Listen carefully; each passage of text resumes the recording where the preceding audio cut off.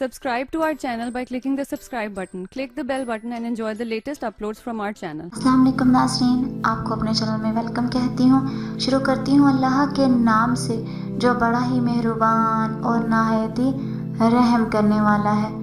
अस्सलातु वस्सलामु अलैका या रसूलल्लाह व अला आलिका व सहाबिका या हबीबल्लाह।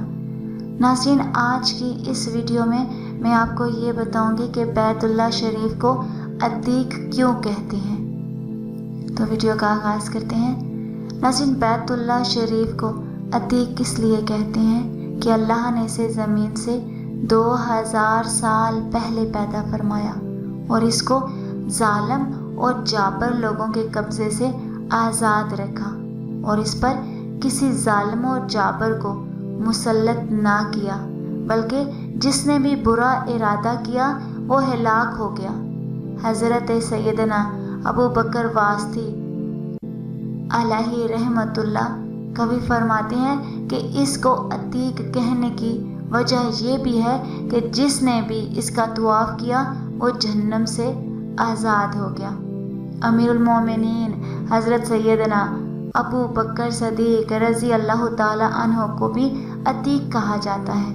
बस जो शख्स नमाज में किबला शरीफ की तरफ रुख ना करे इसकी नमाज कबूल नहीं, और जो अमीरुल मोमिनीन हज़रत सैयदना अबू बकर सदीक रज़ी अल्लाह ताला अन्हा की वलायत की गवाही ना दे इसकी ज़कात कबूल नहीं। हज़रत सैयदना अब्दुल्ला बिन सुलेमान अलैहि रहमतुर रहमान बयान फरमाते हैं कि जब हज़रत सैयदना आदम अलैहिस्सलाम ज़मीन पर जलवा फरमा हुए तो आपने बैतुल्लाह शरीफ के 7 चक्कर लगाए, फिर 2 रकत नमाज पढ़कर मुल्तज़म के पास आए और अर्ज़ की, है अल्लाह अज़्ज़वजल, तू मेरे ज़ाहिर और बातिन को जानता है, मेरी माज़रत कबूल फरमा ले, और तू जानता है जो कुछ मेरे दिल में है, बस मेरे गुनाहों को बख्श दे, और तू मेरी हाजत भी जानता है, लिहाजा वो भी पूरी फरमा दे।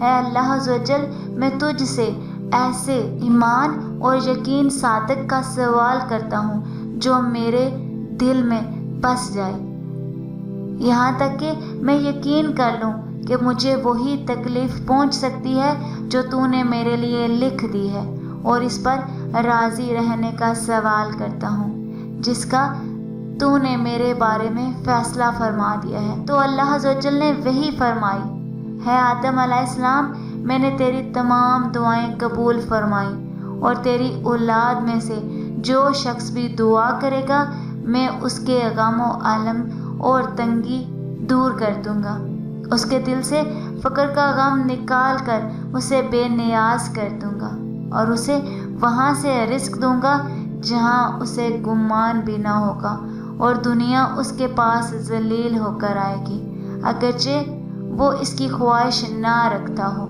बेशक आज की इस वीडियो में इतना ही, दुआओं में याद रखिएगा। मिलते हैं अगली वीडियो में, तब तक के लिए अल्लाह हाफ़िज़।